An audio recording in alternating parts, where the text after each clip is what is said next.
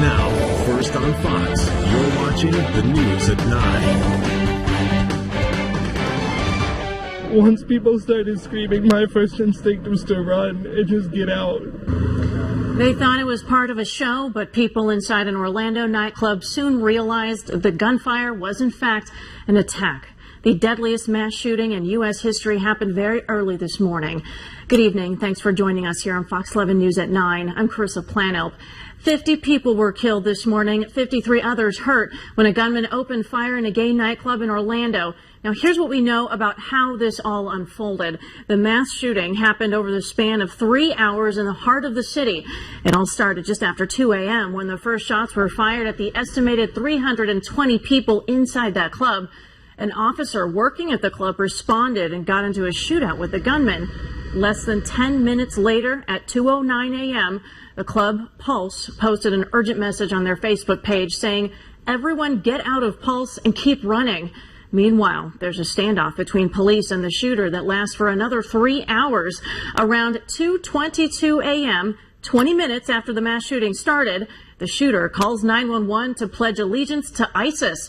The standoff lasts until about 5 a.m. when heavily armed SWAT team members used an armored vehicle to smash down a door at the club, helping 30 people get to safety.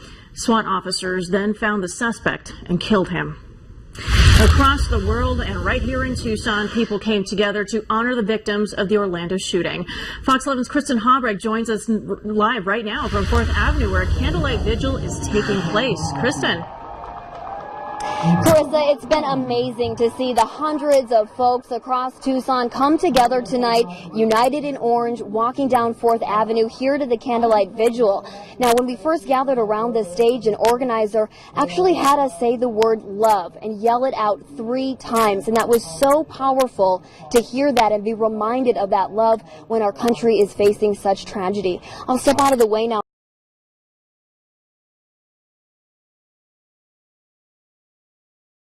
Act of violence make them afraid to be who they are. Tucson police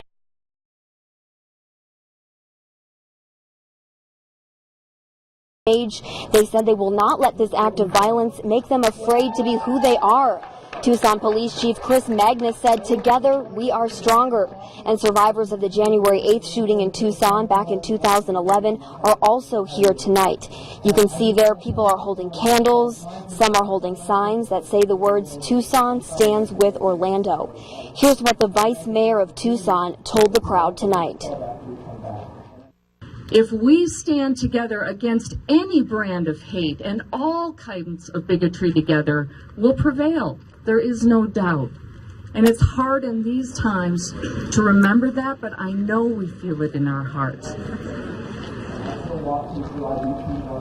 And right now there's a small memorial growing outside of IBT's on 4th Avenue to honor the victims lost in this massive shooting. I'm going to stay here at the vigil and bring you more on this, both on air and online at TucsonNewsNow.com. For now, reporting live on 4th Ave, Kristen Haubrich, Fox 11 News. Thanks so much, Kristen.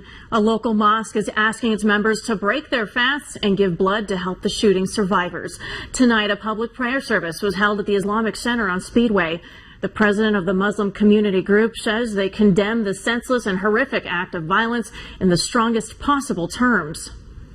We definitely condemn this violent act, and our community basically condemns any kind of violent act wherever it happens in the United States or wherever in the world. The group says Islam teaches reverence for all human life. The shooter has been identified as Omar Mateen. He was born in New York and his parents are from Afghanistan.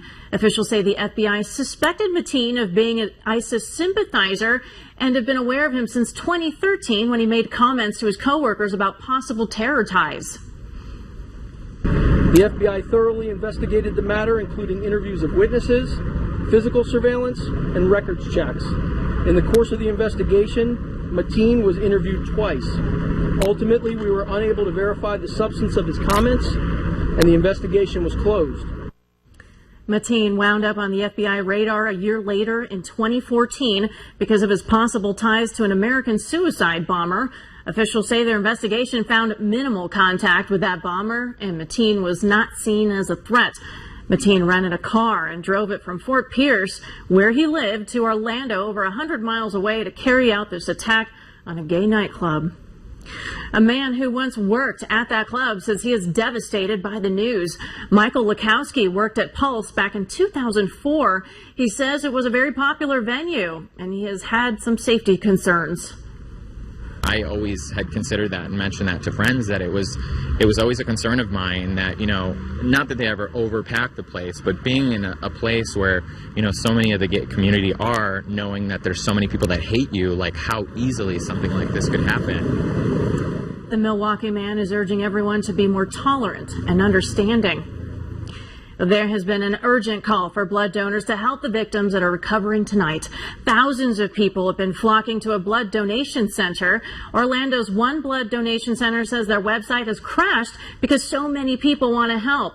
The FDA used to have a lifetime ban on accepting blood donations from men who have had sex with other men, but updated its regulations in the last year. People who stood in line said they just want to help.